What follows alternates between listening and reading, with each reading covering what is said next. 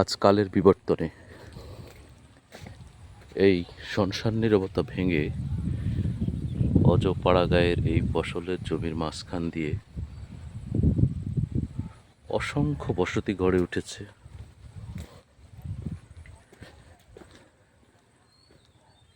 এবং মানুষ অনেক দূর দূরান্ত থেকে এসে নিজেদের থাকার প্রয়োজনে এখানে বসতি গড়ে তুলেছে। যদিও এখনো নিভৃত পল্লীর মাঠের মাঝখানের এই বাড়িগুলো অনেকাংশেই অনেক কিছু থেকে বঞ্চিত।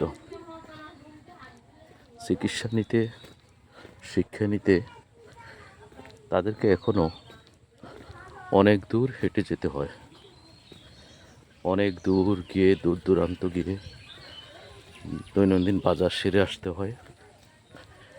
তারপরও দেখে মনে হচ্ছে তারা প্রকৃতির মাঝে শান্তিতে আছে, সুখে আছে।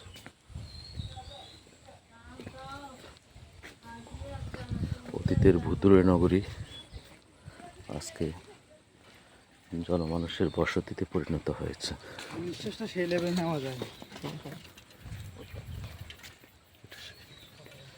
এটাই সে অজপাড়াগাঁ, যেখানে নেই কোনো স্কুল, নেই কোনো কলেজ, নেই কোনো চিকিৎসার সরঞ্জাম, মানুষের প্রয়োজনীয় কোনো কিছুই নেই।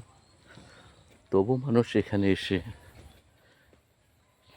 এই নিভৃত পল্লীতে নিজেদের স্বপ্ন বুনেছে। অনেক দূর গিয়ে তারা দৈনন্দিন নিত্য প্রয়োজনীয় দ্রব্যাদি নিয়ে আসে এবং বিক্রি করে আসে। আমাদের ছোটবেলাটা আমরা যখন এই রাস্তায় হেঁটে চলতাম, এই সমস্ত বাড়ি কিছুই ছিল না, এই সমস্ত ঘর কিছুই ছিল না। এগুলো ছিল সবই ফসলি জমি। আজকে সেখানে দালান উঠেছে, মানুষের স্বপ্ন এখানে বুনেছে। আগামী 10-20 বছর পর হয়তো রাস্তার দুধারের কোনো কৃষি জমি খালি থাকবে না, কারণ অধিক জনসংখ্যার কারণে মানুষের থাকার ঘরের জায়গার অভাব হয়েছে।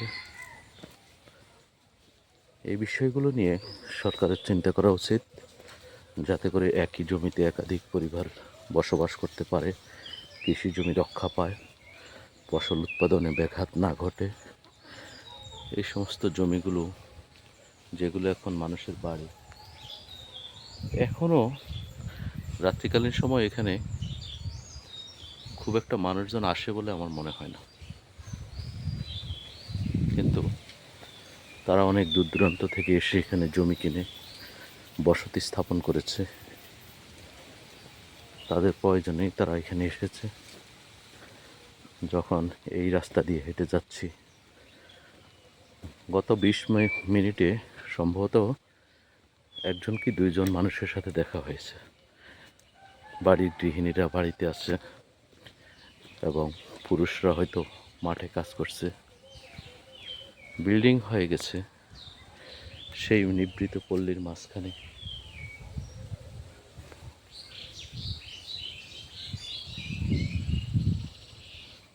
সুবহানাল্লাহ।